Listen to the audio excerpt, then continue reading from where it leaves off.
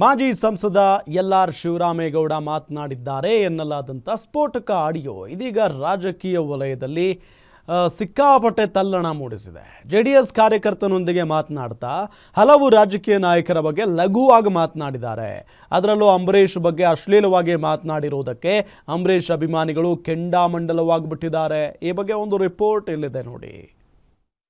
ಯಾರು ಗೀತಾವ್ರ ನನಗೆ ನಿಮ್ಮೂರ್ ಜನನೇ ಹೋಗಿತ್ತವ್ರಲ್ಲ ಯಾರು ಗೀತಾವ್ರ ನನಗೆ ನನ್ನ ಮಗನೇ ಕರೆಕ್ಟ್ ಮಾತಾಡೋದ ನನ್ನ ಎದುರುಗಡೆ ನಿಮ್ಮ ಅಪ್ಪಂತ ತಿಂದಿದ್ದೀನ ನಾನು. ಮಾತಾಡ್ಬೇಕು ನೀವು.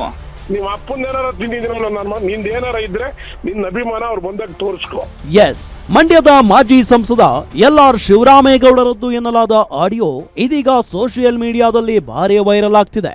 ಜೆಡಿಎಸ್ ಕಾರ್ಯಕರ್ತನೊಂದಿಗೆ ಫೋನ್ನಲ್ಲಿ ಮಾತನಾಡುವ ವೇಳೆ ರಾಜ್ಯದ ಹಲವು ರಾಜಕೀಯ ನಾಯಕರ ವಿರುದ್ಧ ಏಕವಚನದಲ್ಲಿ ಹಾಗೂ ಅಶ್ಲೀಲವಾಗಿ ವಾಗ್ದಾಳಿ ನಡೆಸಿದ್ದಾರೆ. ಅದರಲ್ಲೂ ಮಂಡ್ಯದ ಗಂಡು ಅಂಬರೀಷ್ ಮತ್ತು ಹಾಲಿ ಸಂಸದ ಎಚ್.ಡಿ. ಕುಮಾರಸ್ವಾಮಿ ವಿರುದ್ಧ ಅಶ್ಲೀಲ ಪದಗಳಿಂದ ನಿಂದಿಸಿದ್ದಾರೆ.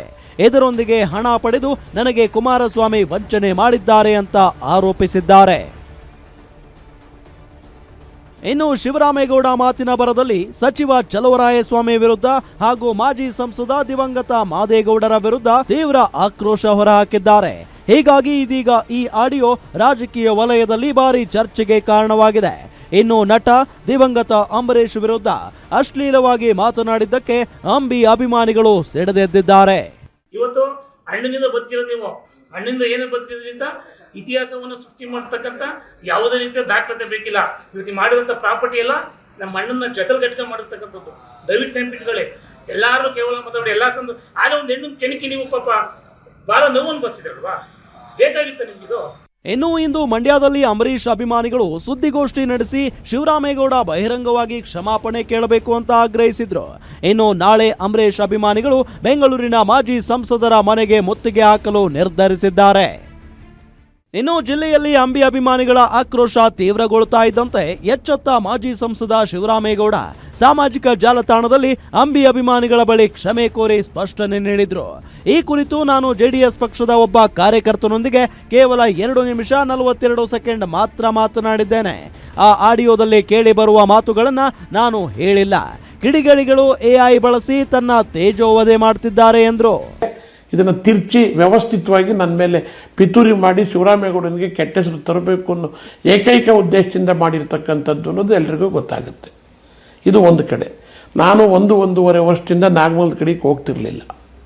ಈಗ ನಾಗಮಂಗಲ ಕಡೆಗೆ ಕಳೆದ 5-6 ತಿಂಗಳಿಂದ ನಾನು ವಾರ ಹೋಗಿ ಬರ್ತಕ್ಕಂಥದ್ದು.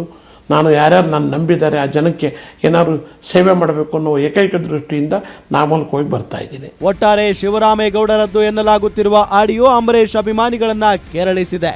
ಈ ಹಿಂದೆಯೂ ಕೂಡ ನಾಲಿಗೆ ಹರಿಬಿಟ್ಟು ಎಡವಟ್ಟು ಮಾಡಿಕೊಂಡಿದ್ದ ಮಾಜಿ ಸಂಸದ ಇದೀಗ ಮತ್ತೊಂದು ಎಡವಟ್ಟು ಮಾಡಿಕೊಂಡು ಅಂಬಿ ಅಭಿಮಾನಿಗಳ ಸಿಟ್ಟಿಗೆ ಗುರಿಯಾಗಿದ್ದಾರೆ.